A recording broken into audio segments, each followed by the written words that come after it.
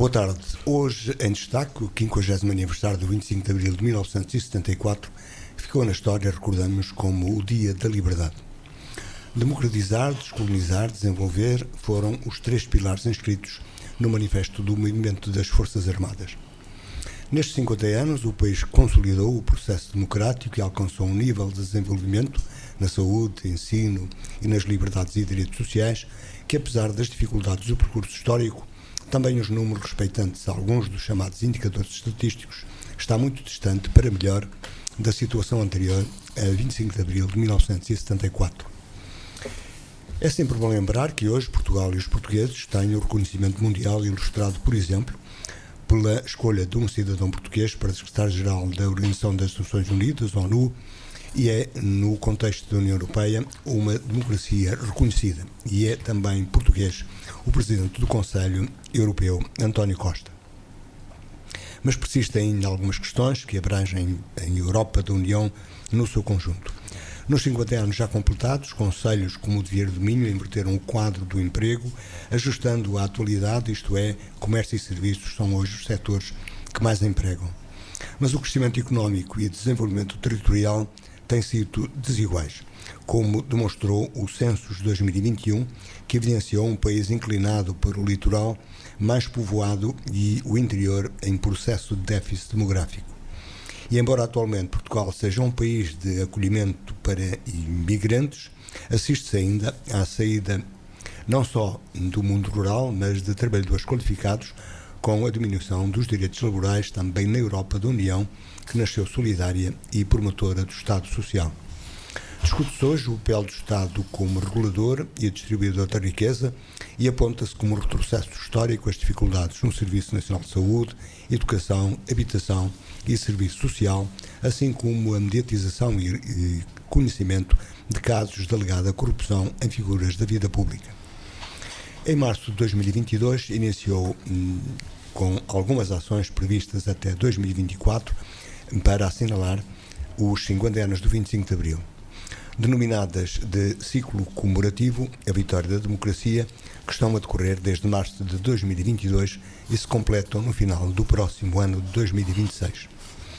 Mas a democracia só foi possível, aliás, com esforço e dedicação, pagos por vezes com a vida de homens e mulheres que ousaram enfrentar um regime ditatorial que não hesitou em mandar matar um dos seus opositores, o general Humberto Delgado, que tinha demonstrado em eleições dificilmente aceites que era possível a mudança de regime. Em Vieira do Minho também se distinguiram cidadãos que, apesar das dificuldades, ousaram dar a cara pela democracia.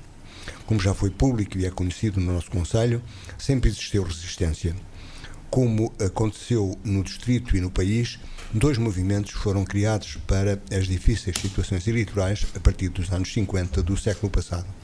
O Movimento Democrático Português, Comissão Democrática Eleitoral, com a sigla MDP-CDE, que tinha como principal influência o Partido Comunista Português, o único partido organizado na clandestinidade, e a Comissão Eleitoral de Unidade Democrática, a CEUD, influenciada pelo Partido Socialista, criado em 1973 na clandestinidade na Alemanha. Em Vieira do Minho, o MDP-CDE tinha como líder Augusto Peixoto e o segundo, a CEUD, tinha como líder o Dr. Carlos Magalhães e que, sobretudo em atos eleitorais, assumiam a representação dos respectivos movimentos. O 25 de Abril é com mais ou menos a circunstância comemorado com participação cívica, mas sempre assinalando o Dia da Liberdade e da Democracia e recordar quem foram e o papel dos vieirenses que ousaram opor-se ao regime do chamado Estado Novo e o seu contributo para o advento da democracia e também o significado e a importância desta data da história recente do país, o 25 de abril de 1974, no binómio expectativas-realidades, é o propósito de falar daqui de hoje, um hábito já neste espaço da Rádio Alto. Para isso convidamos e temos em estudo os professores Armando Ferreira, de História, José Marcos Fernandes, de Filosofia e Elsa Ribeiro, de Biologia. Boa tarde a todos, obrigado por terem vindo. José Marcos Fernandes, olhado assim à distância, 50 anos depois, o que dizemos do 25 de Abril? Boa tarde a todos, saúdo o Zé Luís, saúdo a professora Elsa Ribeiro e o professor Armando Ferreira. E saúdo naturalmente os nossos ouvintes neste dia festivo de Páscoa, em que falamos de... Onde estamos no ar a primeira vez.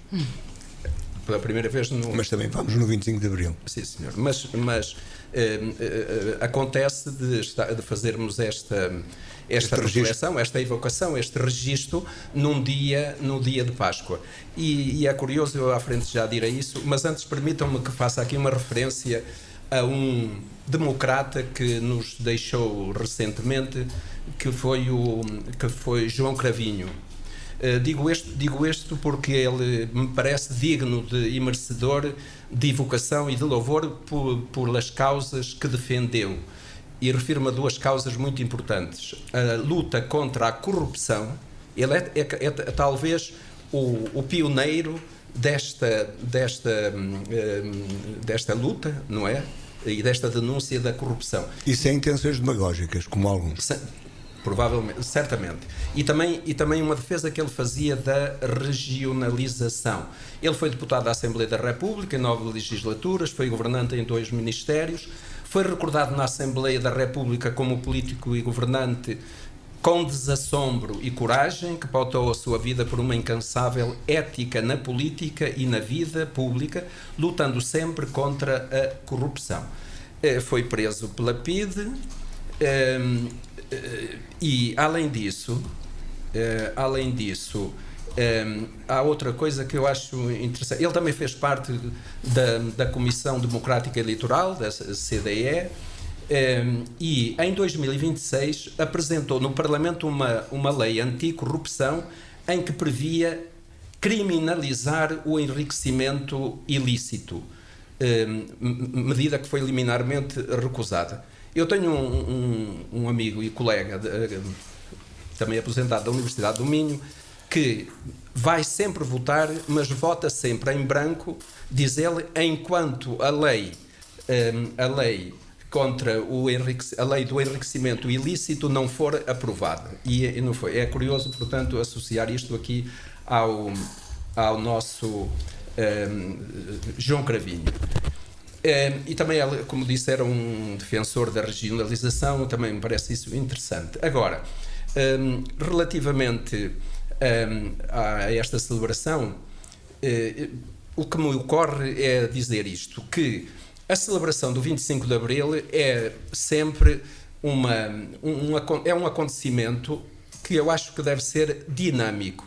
Isto é, a celebração do 25 de Abril não é igual em todos os anos. Porquê?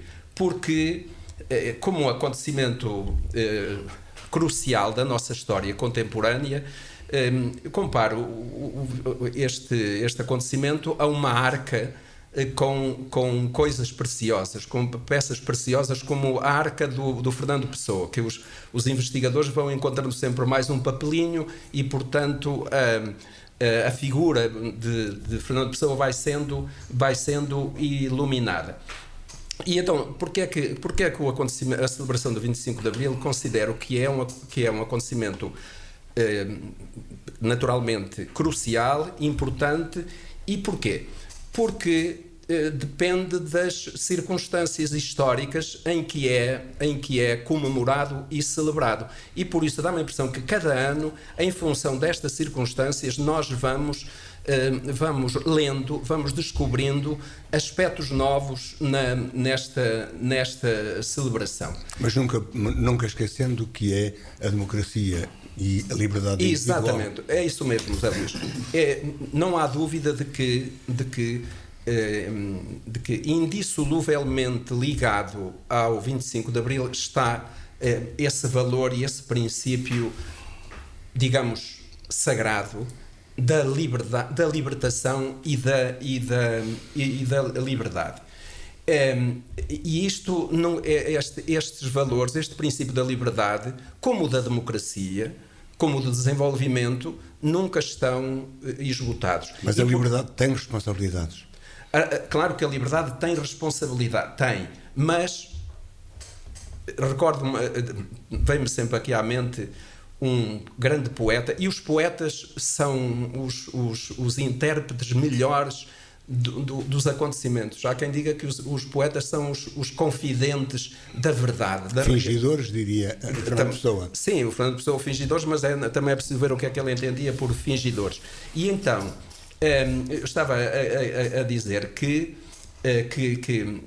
estes acontecimentos, a questão da liberdade, da libertação e da liberdade, que são os valores supremos, e ninguém pode dizer que é absolutamente livre, mas todos querem ser absolutamente livres. E, portanto, disto não podemos... E eu acho curioso, Luís, por o facto de estarmos a fazer esta reflexão num dia de Páscoa, porque é curioso que acho que há uma coincidência muito interessante entre os dois acontecimentos. O 25 de Abril e a Páscoa. São momentos de libertação. Eu recordo-me que em 1974, e isso era partilhado lá por Lisboa, falava-se disso, como é que a Páscoa tinha sido no dia 14 de Abril daquele ano, de 1974, e no dia 25, a Páscoa. E este ano acontece que estamos, neste ano de 2025, a Páscoa é no dia 20 de Abril e celebramos neste dia, este acontecimento. E os dois acontecimentos estão muito ligados. Quer dizer, no caso da Páscoa judaica, celebravam a libertação da tirania do Egito, do faraó do Egito, não é verdade? E onde é que eles queriam chegar? À Terra Prometida. No fundo, o 25 de Abril foi isto mesmo também, este movimento de libertação, de emancipação, para chegarmos aonde? A questão é esta, onde é que nós queremos chegar? Que Terra Prometida é que nós queremos chegar? Armando, estamos na Terra Prometida, ou a caminho? Foi dado um passo importantíssimo para essa Terra Prometida, mas como aqui já foi dito, o 25 de Abril e estas comemorações do 25 de Abril são importantíssimas, principalmente, claro, para aquelas pessoas imbuídas desse espírito de liberdade, de igualdade, de justiça, ou seja, de democracia. E como aqui foi dito, este 25 de Abril exige de todos os cidadãos um espírito de responsabilidade muito grande. Cidadania, como agora se diz. O exercício da cidadania, o exercício responsável. Porque nós hoje falamos assim de uma forma muito vaga. Estamos a comemorar os 51 anos do 25 de Abril. Eu acho que não. Eu acho que nós estamos a comemorar os 49 anos do 25 de Abril. Porque quem conhece a história sabe que esta revolução, a revolução mais importante da história de Portugal, nasceu e poucos questionam que ela esteve francamente ameaçada. E só com a aprovação da Constituição Portuguesa de 1976 é que nós tivemos o ano zero, o dia zero, o mês zero, o ano zero da Revolução de Abril e da implantação da democracia em Portugal. Mas essa situação é normal em qualquer momento de ruptura com a história? É normal, mas neste caso é um pouco anormal. E é um pouco anormal porquê? Porque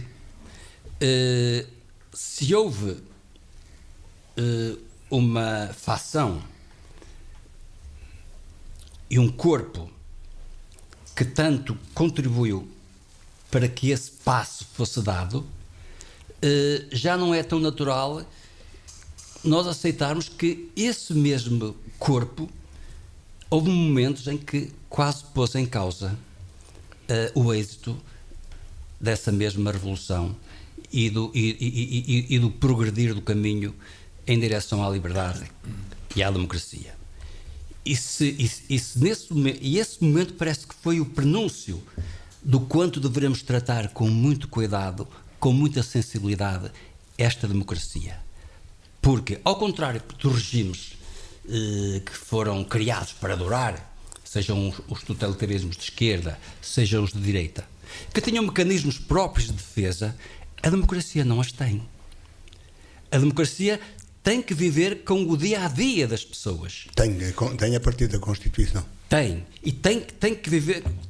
que viver do dia a dia das pessoas. Como eu costumo dizer esta frase, como uma planta frágil que nós temos no nosso dia a dia, escrevendo e desejando páginas de abril. Nós temos a obrigação, as pessoas que apreciam abril e que apreciam a democracia, têm a responsabilidade de, no seu dia a dia, no exercício da cidadania, escreverem páginas de liberdade, desenharem páginas de liberdade. Mas também, aparentemente, e recentemente, parece que há quem pretenda escrever páginas de libertinagem, haver algumas cenas que assistimos no Parlamento. Há alguma linguagem utilizada no Parlamento. Ainda hoje vem mais uma de que afinal se concluiu que o deputado do partido X, que eu até me recuso já a dizer o nome desse partido, foi efetivamente considerado culpado por afirmações injuriosas em relação à deputada X. Sim, mas aí está. Mas isso é mais uma prova de que a democracia existe, mas a oposição à democracia também existe. E nós na democracia não vamos combater essa oposição com armas, nem com a força. Nós temos que a combater com os nossos atos do dia a dia, com os nossos exemplos do dia a dia, que são os exemplos pelo respeito da justiça, pelo respeito da liberdade, pelo respeito do próximo. É isso que nós temos, que ter presente, de que a democracia existe, a democracia é imperiosa, mas a democracia não é um facto consumado. Não é? Não é. Antes de mais, boa tarde a todos os ouvintes da Rádio Alto Ave. Um cumprimento muito especial aqui aos meus colegas que partilham este painel comigo. Desculpa, Elsa, eu realmente fui um bocado indelicado nesse ponto, porque não tive a oportunidade de saudar os presentes, o que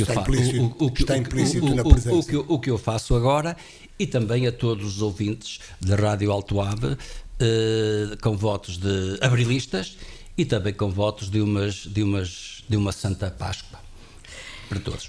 E então, tal como eu estava a dizer, também aqui um cumprimento muito especial ao professor Armando Ferreira, meu professor também. Nada está completado ainda. Não está completado. Ao professor José Marcos Fernandes, ao Zé Luís, mais uma vez obrigada por este convite, e a todos também votos de uma Santa Páscoa, uma Feliz Páscoa e também uma excelente comemoração de Abril.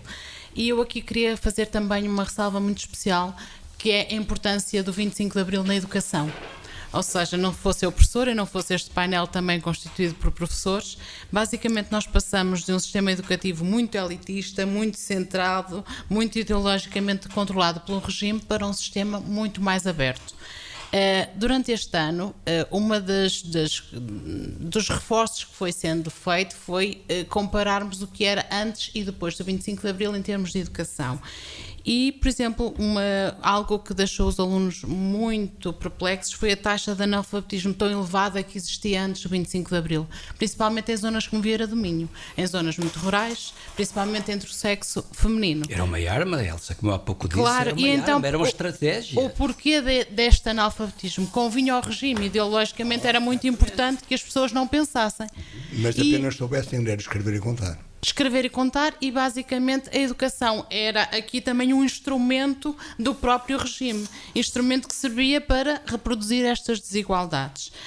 E claro que o acesso ao ensino secundário, ao ensino superior, era um privilégio de muito poucos, e convinha que assim fosse, porque o facto de pensar, o facto de ser crítico, o facto de ter autonomia, podia fazer com que as pessoas pensassem e fossem muitas vezes opositoras ao regime. E então em 1976, tal como o Armando acabou de dizer, foi aprovada então a nossa Constituição. E um dos aspectos muito importantes nesta Constituição é a educação como direito universal. Ou seja, a partir daí os portugueses passaram a ter a educação como um direito deles, e não só de todos e não só de alguns. O que para mim foi um marco identitário também nesta Constituição e em todo o 25 de Abril. Hoje falamos na educação como um elevador social, ou seja, o facto de qualquer pessoa poder ascender socialmente e politicamente a cargos de chefia. coisa que era muitas vezes vedado a muita gente antes do 25 de Abril, quer por ideologias, quer por a sua formação académica, quer por igualdade de género, também podemos falar aqui. Ou seja, se falarmos na mulher antes do 25 de Abril, então ainda mais discriminada o era. Por isso acho extremamente importante que um dos valores de Abril seja este valor, ou seja, um valor de igualdade e um valor de acesso igualitário a todos, independentemente do sexo, independente da região onde vivem, independente da própria religião. Ou seja, criarmos E da origem aqui... social. E da origem social, porque todos nós, eu nasci 2 anos antes do 25 de Abril, mas acompanhei e sempre me contaram as histórias e as vivências do que era antes do 25 de Abril. E, de facto, ser mulher em Vieira do Minho antes do 25 de Abril, ser camponês em Vieira do Minho antes do 25 de Abril, ser de uma família carenciada antes do 25 de Abril, não era exatamente o que é hoje, em termos, estou a falar neste caso, na área da educação. Não era dignificante. Não era Nem dignificante. dignificado. Nem dignificado.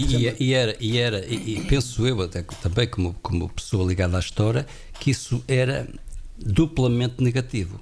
Porque se nós repararmos, em termos de educação, que a Elsa tocou aqui num aspecto importantíssimo, que para mim foi uma das grandes conquistas do 25 de Abril, se nós repararmos, houve inclusivamente um retrocesso.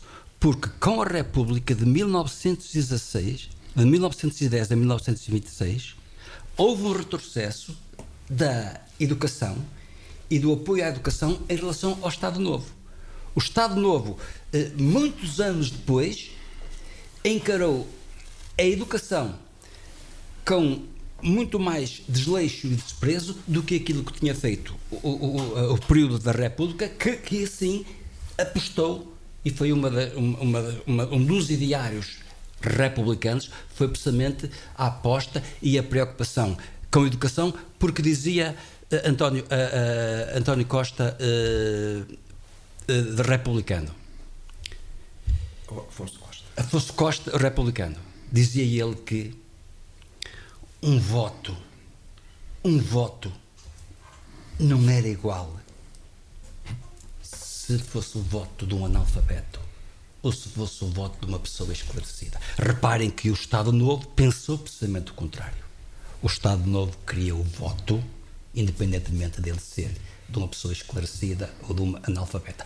Pelo contrário, como disse a Elsa, quanto mais analfabeto, melhor.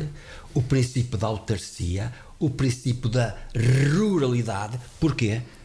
O próprio Estado Novo fomentava a ruralidade, porque a cidade e a industrialização eram uma ameaça para um regime, e faziam evoluir. Para um regime que foi criado para durar.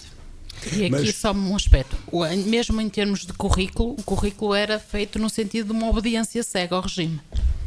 Ou seja, não havia um currículo como existe atualmente, ou seja, era feito pelo regime e a obediência ao regime.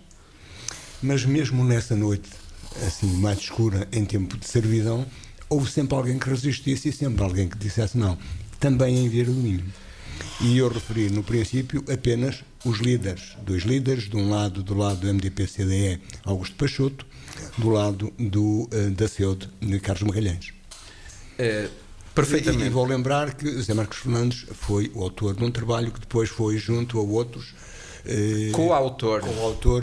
Então será assim. Está escrito quem foram os autores. Muito bem. Mas foi o principal. Queria, antes de passar a esse ponto, digamos, relevar, reconhecer a importância que foi aqui assinalada pela professora Elsa e pelo professor Armando Ferreira, relevar a importância decisiva e crucial da educação no meio disto tudo. É verdade que hoje pomos-nos o problema se a percentagem de influência das redes sociais e da sociedade em geral não terá uma percentagem, digamos, superior à educação que se dá na escola. Mas isso não significa que a escola, a educação, tem uma função determinante no percurso e na sociedade que nós queremos. A professora Elsa assinalou uma coisa muito importante, por exemplo, qual era o sentido principal da educação no Estado Novo. Era uma educação para... Inculcação de valores. Era uma inculcação de valores. Mas isto também, inculcação de valores, também podemos fazer no regime democrático. Mas há uma tese do professor João Formosinho que é mesmo doutoramento, que é mesmo nesse sentido, quer dizer, que a educação era uma educação para a passividade. E para a perpetuação. Para a passividade e para a obediência, não é? Portanto, porque se dizia, até a frase célebre do Salazar, que soubessem o que custa mandar, queriam sempre gostarias sempre de obedecer. Não é? Agora, relativamente a este ponto que eu até felicito o Zé Luís por ter focado este ponto, porque acho que pouca gente saberá que houve durante o Estado Novo, em Vieira do Minho, corajosos opositores à ditadura. E quem os via no seu dia-a-dia nem parecia que eram esses opositores. Os momentos difíceis que passaram. E já que o Zé Luís falou aqui disto, desta obra, é o seguinte, é que em 2015, talvez. 2014, houve uma iniciativa no distrito de Braga de investigadores, portanto, uma investigação coordenada por um professor de História catedrático da Universidade do Minho, o professor José Viriato Capela, por um também democrata de Braga, o Henrique Barreto Nunes, e por um de Famalicão, Artur Sá da Costa. E a obra, volumosa, tem este título: Os Democratas de Braga, Testemunhos e Evocações. E nessa obra, volumosa, há um capítulo com este título: Oposição Democrática ao Estado Novo em Vieira do Minho. O Zé Luís referiu o meu nome, mas não foi, foi também o João Carvalho, o José Luís Machado e o Tito Peixoto. Portanto, este trabalho foi além assim. Dos familiares de Carlos Magalhães, que também colaboraram. Exatamente, todos aqueles que foram contactados. Sobretudo a filha do Dr. Carlos Magalhães, olha, que curiosamente é a que tem o melhor arquivo dessa luta.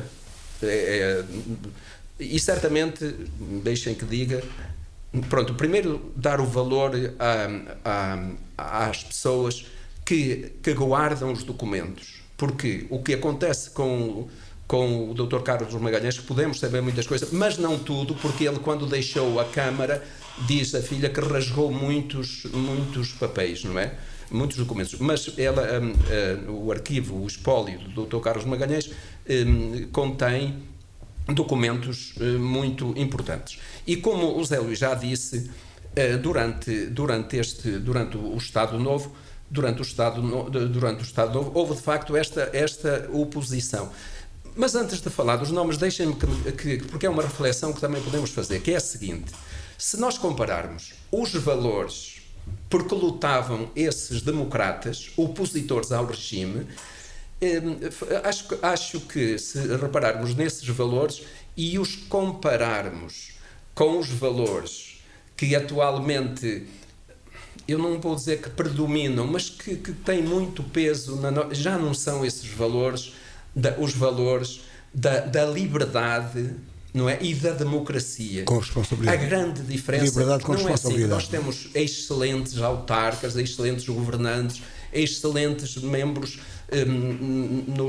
nos partidos, mas há a percepção de que aquela generosidade, aquele ideal que norteava a ação dos democratas opositores à ditadura, que esses valores não são exatamente os que dominam atualmente, porque uma coisa é querer expressar a liberdade e poder fazê-lo à vontade.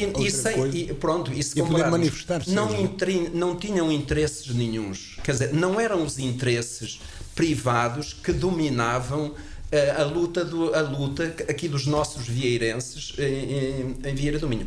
E pronto, para responder diretamente à pergunta do Zé Luís, de facto, o que apuramos, os quatro, e apuramos nessa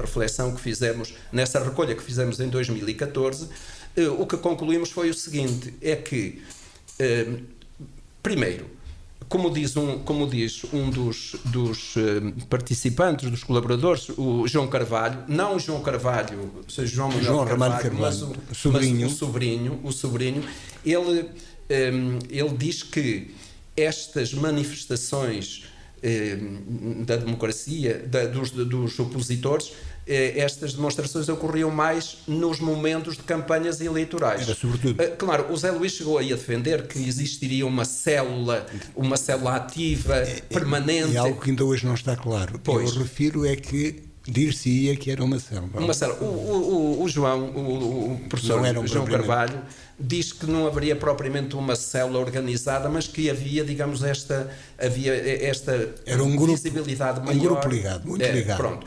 E o que também concluímos é isto, que de facto sempre existiu, durante a oposição, duas correntes, duas vertentes. Portanto, a unidade democrática da oposição não prevaleceu. Ainda tentaram que depois do 25 de Abril, mas sempre se manifestaram estas duas correntes. Digamos que uma corrente mais social-democrata e uma corrente mais socialista, não é?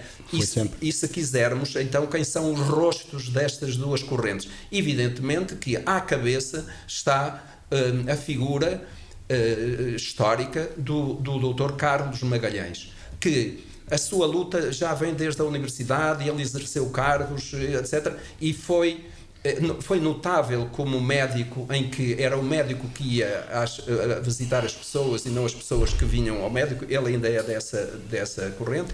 Ainda do tempo do João Semana. Exatamente, era ainda desse modelo do médico João Semana. E ele, claro que depois, por exemplo, em 1949, não é? Quando é primeiramente aí que ele que se manifesta, e é nessa altura que ele é preso. Eu penso que até os também das nossas escolas devem saber isso, que ponham à cabeça pelo seguinte, porque ele de facto sofreu muito e foi muito prejudicado pela sua atividade política. Portanto, a filha diz isso mesmo, diz a sua luta começou, como disse, logo no ano de 1949, em que ocorreu a campanha eleitoral do oposicionista ao regime, General Norton de Matos, e é um marco eloquente, dramático da personalidade e da atividade política do Dr. Carlos Magalhães. Depois, claro, a prisão de que foi vítima nesse ano e no âmbito dessa campanha eleitoral, em que ativamente participou, e o consequente julgamento e amarga condenação a 2 anos de pena suspensa foram naturalmente um momento de provação e de sacrifício próprios de quem ousa resistir e dizer não, como o Zé Luís há bocado disse. Eu não disse, eu recordei as palavras do poeta Manuel Alegre.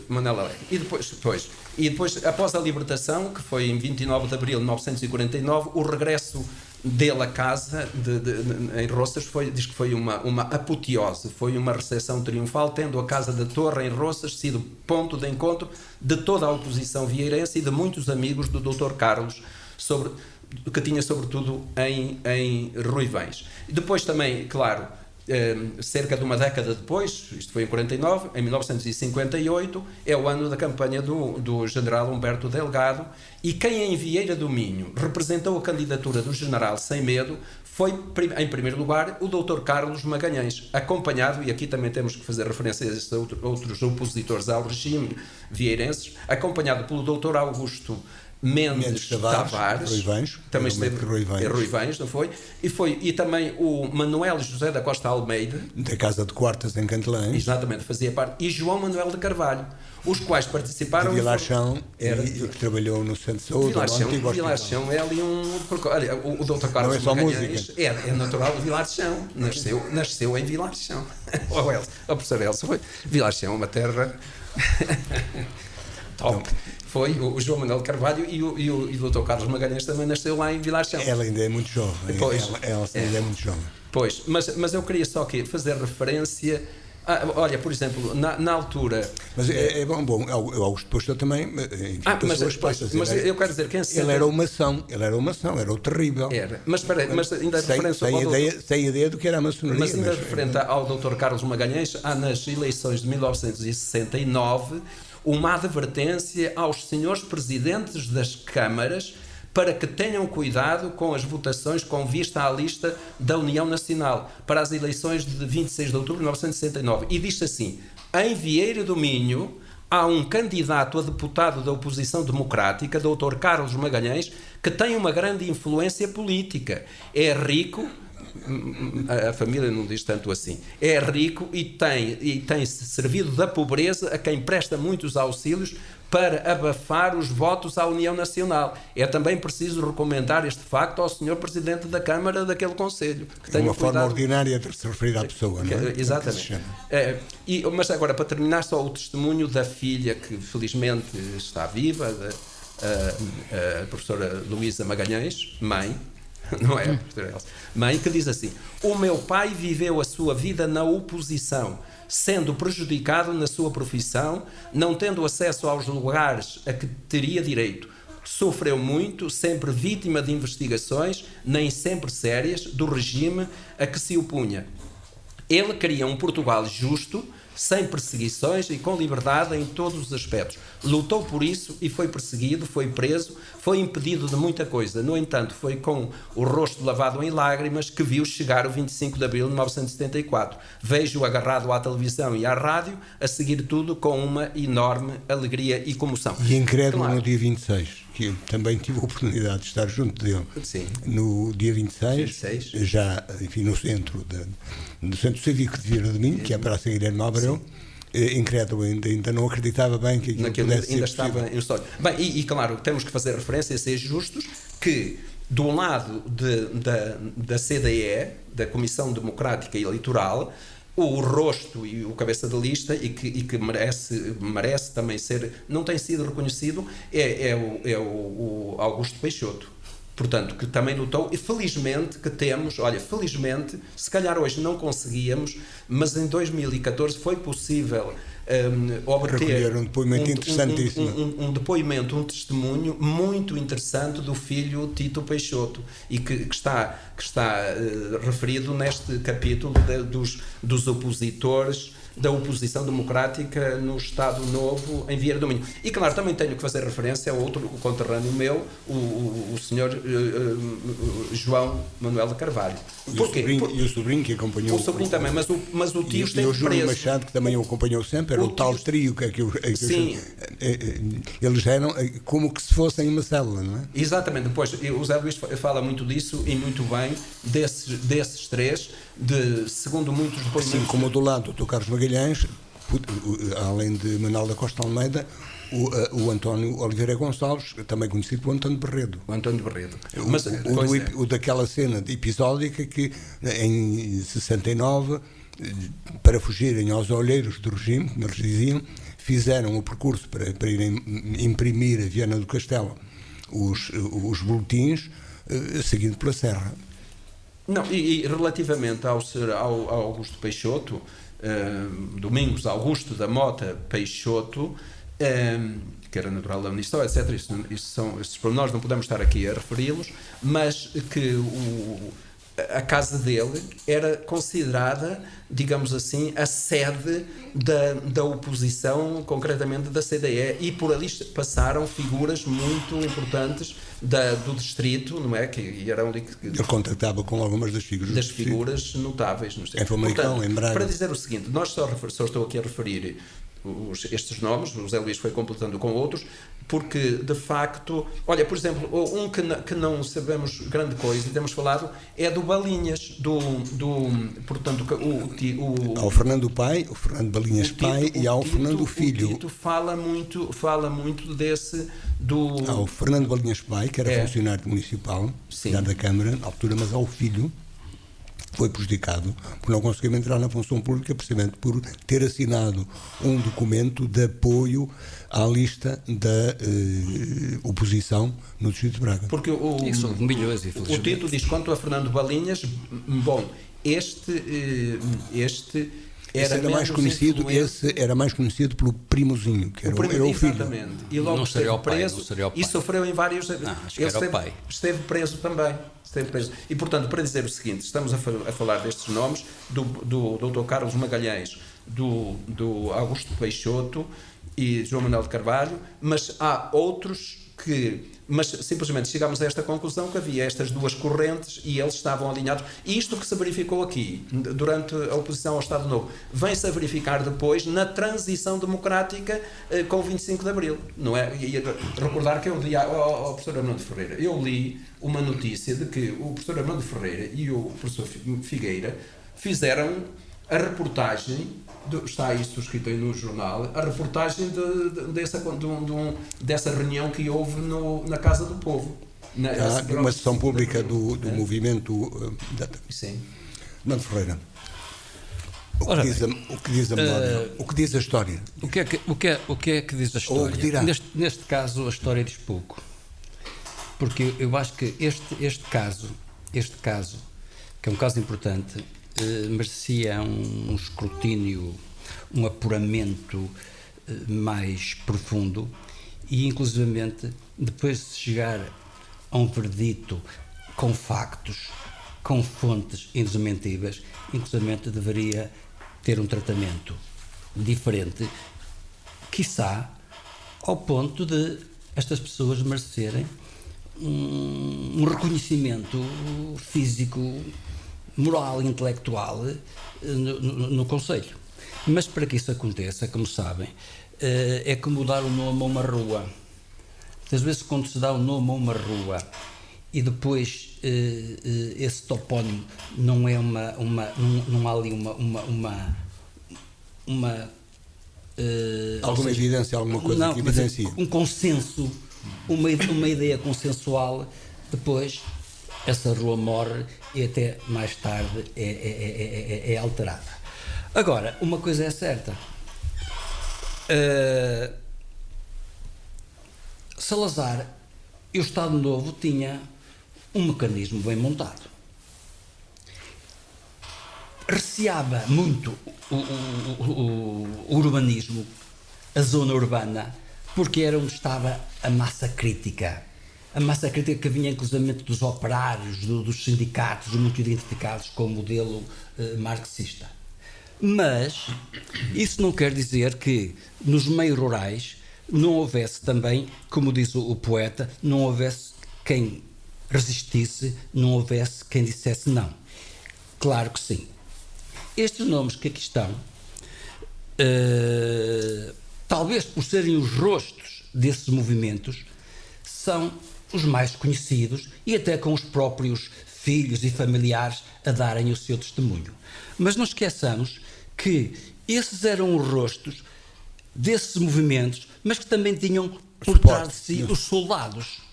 Os soldados que são os que fazem a guerra, mas que não aparecem à frente com as divisas. E eu dava-vos um exemplo que eu tenho investigado muito sobre isto, e aqui há uns anos a Câmara Municipal, liderada pelo presidente Albino Carneiro, e a Junta de Freguesia, liderada pelo António Mendes, quiseram comemorar os 75 anos da criação da freguesia de Vieira do Minho. E olhem o que foram fazer. Encomendaram-me a mim esse trabalho. Foi uma coisa dificílima. Porquê? Porque eram 75 anos que era passado, mas não havia muitos factos históricos, mesmo com reconhecimento histórico, estava ali no limbo entre o passado e o presente. E eu, nesse trabalho que fiz, eu tive que consultar, eu passei dias e meses no Governo Civil de Braga, mas também tive, penso eu, o bom senso de ouvir pessoas credíveis, pessoas que infelizmente algumas já partiram, mas que eram autênticas enciclopédias sobre a vida de Vieira do Minho nos seus vários aspectos. E inclusivamente cheguei a um aspecto muito importante que se relaciona com o que estamos aqui a discutir, que é um tal senhor Maximino Cardoso. Do Mosteiro. O senhor Maximino do Cardoso da família da Casa de Cima de Vila. Casa de Vila. E então, esse Maximino Cardoso, que era aqui o responsável pelo Grêmio da Lavoura. Ora, vejam bem, o Grêmio da Lavoura, uma instituição agrícola altamente ligada ao Estado Novo e altamente controlada. E esse senhor, esse digníssimo vieirense, esse anónimo, estão a ver, esse anónimo da oposição, tinha coisas do género. Ele, no seu dia-a-dia, eu vou-vos citar, por exemplo, aqui, uma quadra que ele usava com muita frequência. Ó António das Cifrinhas, ó António dos Cifrões, matas à fome as sardinhas para engordares os tubarões. Vocês vejam esta simples frase, a profundidade que ela tem na sua mensagem. Ó António, que era o António de Oliveira Salazar, matas à fome as sardinhas, que era o povo, para engordar os tubarões, que eram as classes possidentes. Mas mais importante, eu fui mexendo, como é que diz, escavando, e há um poema deste Massimino Cardoso que é digno de realce e é digno de ser dito aqui aos microfones da Rádio Alto Homem, que é o seguinte. Ele diz assim, ele escreve assim: surge o dezembro frio e pardacento, descem lobos da serra ao povoado, reúnem-se os fantoches em São Bento e o decreto da fome é publicado. Edita-se a novela do orçamento, cresce a miséria ao povo amordaçado, mas os tigres do nosso parlamento têm apenas 3 contos de ordenado. Enquanto a plebe se estiola, o bom santo Inácio de Loyola, mistura de judeu e de cristão, faz também o pequeno sacrifício de apenas receber por seu ofício 10 contos a bem dele e da nação. Este senhor era um antifascista. De que anos seria? Este senhor dos anos 60, dos anos 55, 60. Este senhor era um antifascista vieirense, do tal que não se exprimia muito. Que não vem nestes estudos. E depois, claro, e como vocês referiram aqui assim, estes grupos, estas duas fações antifascistas, mais pró-democracia e mais pró-esquerda marxista, que já na altura não se uniam muito e depois ainda se desuniram mais após o 25 de Abril. Por exemplo, precisaram, infelizmente, do outro inimigo para arranjar a tal justificação, o outro inimigo. E eu sei, por exemplo, que o meu sogro, que era um dos antifascistas de Vieira do Minho, ele depois do 25 de Abril era inclusivamente estigmatizado por esta facção mais moderada como os comunistas, o bicho dos pinheiros, ou seja, a peçonha. Isto é realmente também uma prova de que há aqui os rostos principais. Há aqui os rostos principais, mas há os soldados que alimentaram estes rostos. No caso concreto do meu sogro, eu, quando namorava com a filha, não me apercebia muito destas coisas. Mas quando me casei, fui-me apercebendo realmente da sua formação de esquerda e da sua luta antifascista. Era a sua aproximação pessoal muito ao Augusto Peixoto. Exatamente. E quando eu depois comecei a cursar História e depois casei, eu apercebi-me na biblioteca do meu sogro a riqueza de bibliografia subversiva para a época que lá estava, e alguma dela foi-me e continua a ser altamente benéfica para a minha profissão. Olha, ainda recentemente cedi parte dessa bibliografia a jovens estudantes que me passaram pelas mãos, que fizeram os seus mestrados na universidade. E sobre esta estigmatização e a prova de que esta pessoa em causa tinha sido um antifascista e conotado com determinada ideologia, eu faço aqui inclusivamente memória, é o dever da memória ao meu sogro, quando ele foi vítima desta estigmatização. O meu sogro, lembro-me quando o clero de Vieira do Minho pensou na construção de uma igreja, porque nós porque a Vila de Vieira do Minho, em termos religiosos, estava dependente do mosteiro, e pensou-se muito bem na construção desta igreja. E eu lembro-me que o meu sogro deu na altura, nos anos 80, aquilo que se pode considerar uma ajuda choruda para a construção desta mesma igreja.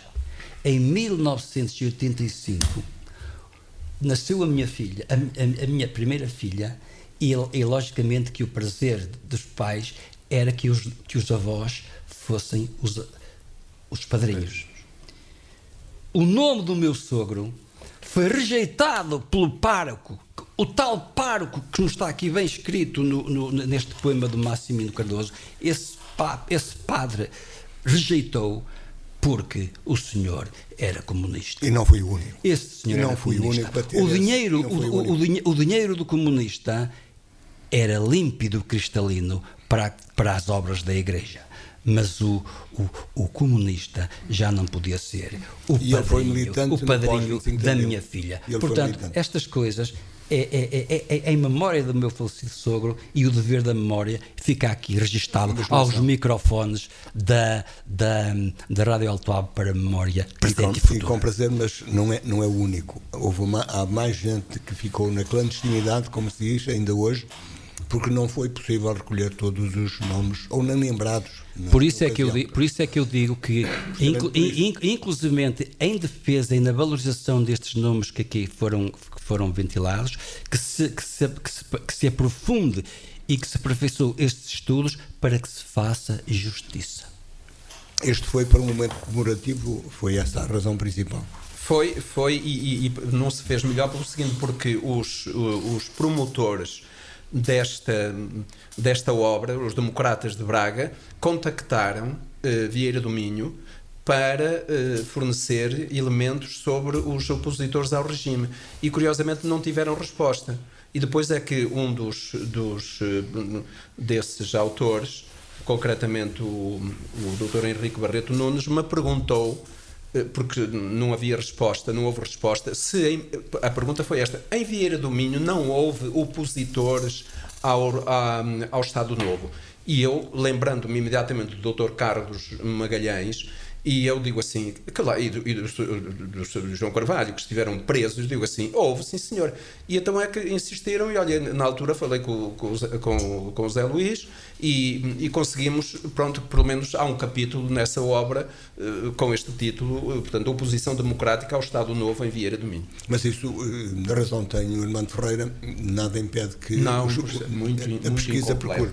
Mas vamos só ouvir, antes de já passarmos o tempo habitual do programa, e vamos prolongá-lo porque a conversa é interessante. Estas conversas de Abril são sempre interessantes. O que recorda uma jovem, uma criança em 25 de Abril? Já agora, uma vez que o Zé Luís falou em conversas de Abril, é assim, ao longo deste ano, que veio desde 25 de Abril de 2024 até ao 25 de Abril de 25, decorreram uma série de conversas de Abril. Conversas de Abril essas tiveram vários destinatários, incluindo a comunidade escolar. E foi com muito agrado que muitos destes capitães de Abril, alguns deles, entretanto, falecidos ao longo do ano, contactaram com os mais jovens e lhes explicaram as vivências que tiveram durante o 25 de Abril. Por exemplo, o Joaquim Furtado recordou exatamente, o jornalista recordou como é que tinha dado a notícia, como é que tinha sido todo esse envolvimento, e os vários capitães que contactaram com os mais novos conseguiram, no fundo, na primeira pessoa, dizer como é que tinha sido as suas vivências. Ou seja, eles fizeram a história e, no fundo, também reproduziram essa história aos mais novos. E quando há um bocadinho se falava que os mais novos, há aqui valores que já não se identificam. Isto porquê? Porque muitas vezes nós já crescemos com esses valores. E então, o que não quer dizer que não devamos continuar a lutar por eles, e são cada vez mais presentes. Aliás, antecipadamente a este mesmo debate que estamos aqui a ter, e o professor José Marcos Fernandes estávamos a falar na importância de continuarmos a ter estes valores valores em pleno século XXI, porque efetivamente estes valores de liberdade, estes valores que para nós eram valores consagrados, que julgávamos que jamais eles estariam em causa, efetivamente continuam a estar em causa. Por isso é tão importante continuarmos a lutar por estes valores. Mas sobre Vieira do Minho, o que é que diz uma jovem? Mas sobre Vieira do Minho, o que é que diz uma jovem? Que Vieira do Minho, tal como outros concelhos do interior e rurais, conseguiu uma taxa de alfabetização a 100% atualmente, ou seja, temos uma escolaridade obrigatória até o 12º ano. Importantes avanços na saúde também. Importantes avanços na saúde, importantes avanços na área social. E é uma área, Vieira do Minho é um concelho muito envelhecido e é uma área muito importante, esta área de proximidade e serviços de proximidade à parte destes idosos, que muitos deles são sobreviventes de uma Segunda Guerra Mundial e do 25 de Abril, ou seja, esta importância de apostarmos nesse apoio à parte de educação, à parte social, à parte também clínica, ou seja, toda esta parte de trabalharmos uma sociedade cada vez mais igualitária, cada vez mais solidária. Estamos aqui em plena Páscoa, ou seja, de ressurreição, de solidariedade, de todos estes valores e que também são valores de humanidade. Ou seja, uma coisa não invalida a outra, estamos a lutar por valores que são transversais, quer a um Abril, quer a uma Páscoa. Eu só vos pedia, agora já ultrapassamos o tempo habitual do programa, mas só vos pedia, era uma última reflexão sobre aquilo que foram as expectativas e o que são as realidades atuais. Eu não sei se vou fugir um bocadinho à Pode fugir pergunta, um bocadinho e voltar. Mas eu acho que é importante neste momento dizermos o seguinte. As comemorações do 25 de Abril estão a enveredar por um caminho, estão numa deriva que acho que deveriam ser questionadas e refletirmos um pouco. Estamos a fazer, no 25 de Abril está-se a fazer muita festa, muito bombo. Mas não é dia de festa também. Mas também esse dia de festa e de bombo devia também ser acompanhada de momentos de reflexão. De reflexão porquê? Porque já que falamos nos jovens e não jovens, hoje as democracias e os regimes já não se derrubam com armas nem com exércitos. As democracias derrubam-se conquistando-se o voto popular manipulado e planeado de forma silenciosa por trás de uma rede social. E é nisso que nós temos que pensar e prepararmos-nos todos, igualmente estes jovens, para estas ameaças que são ameaças graves à democracia. Porque, como eu digo, a democracia não é um produto acabado. Não é um produto acabado, nem consumado. E merece de todos nós, e a começar nesta juventude, uma atenção, um carinho e um cuidado muito especial. E era, muitas vezes, em nome de uma democracia que se oprimia no passado. José Marcos Fernandes, expectativas e realidades. A mensagem que queria deixar assim, para todos os vieirenses era exatamente de reconhecer e manifestar a sua gratidão por aqueles que generosamente lutaram pelos ideais da liberdade e da democracia e da cidadania. Isto é muito importante que nós, a nível do país, tenhamos muitos cidadãos e nenhum súbdito. Isto é, que todos prezem a sua liberdade, porque a liberdade foi o valor, o valor por que lutaram os pais fundadores da nossa democracia. E já agora deixem-me que não vamos citar novamente o poema exemplar de Sofia de Mello Breiner, mas não posso deixar de fazer aqui uma referência a uma das figuras, a um dos capitães de Abril,